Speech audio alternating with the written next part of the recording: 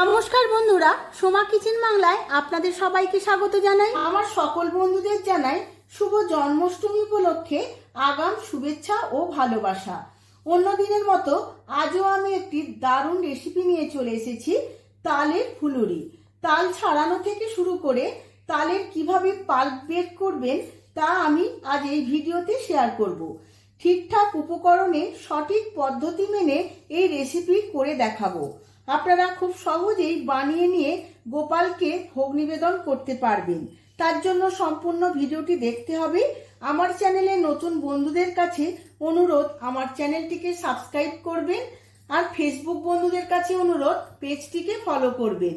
চলুন দেখে নেওয়া যাক রেসিপিটি। তাল ফুলুরি বানানোর জন্য আমি একটা বড় সাইজের তাল নিয়ে নিয়েছি।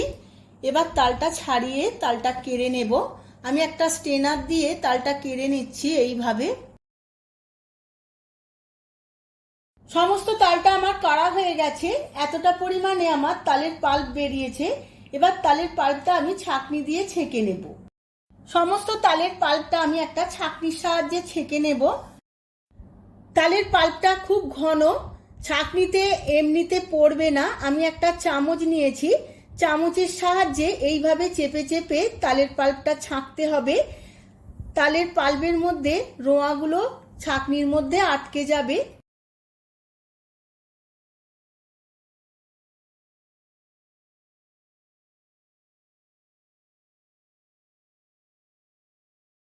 সমস্ত তালের পাল্পটা ছাঁকা হয়ে গেছে।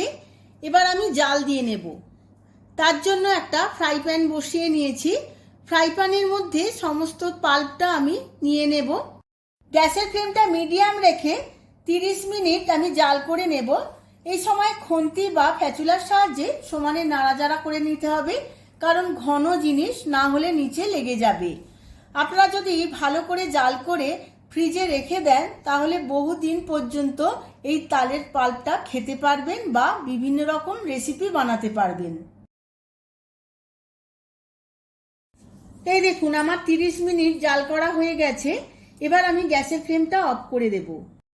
এবার ব্যাটারের জন্য নিয়ে নেব 2 বাটি চালের গুঁড়ি বা চালের আটা, আর দেব হাফ চামচ মৌরি, স্বাদ মতো নুন, আর নেব অল্প পরিমাণে খাবার সোডা, আর দিয়ে দেব হাফ বাটি আটা। এবার যে পাল্পটা আমি জাল দিয়ে নিয়েছিলাম তা থেকে বেশ কিছুটা পাল্প আমি এর মধ্যে দিয়ে দেব।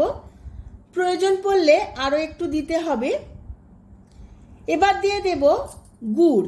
আমি আখের গুড় নিয়ে নিয়েছিলাম। এবার পরিমাণ মতো আখের গুড় দিয়ে দিয়েছি। এবার এর মধ্যে দিয়ে দেব শুকনো নারকেলের কুড়ো। আপনারা চাইলে ফ্রেশ নারকেলের কুড়োও দিতে পারেন। এবার সমস্ত কিছু খুব ভালো করে মেখে নেব।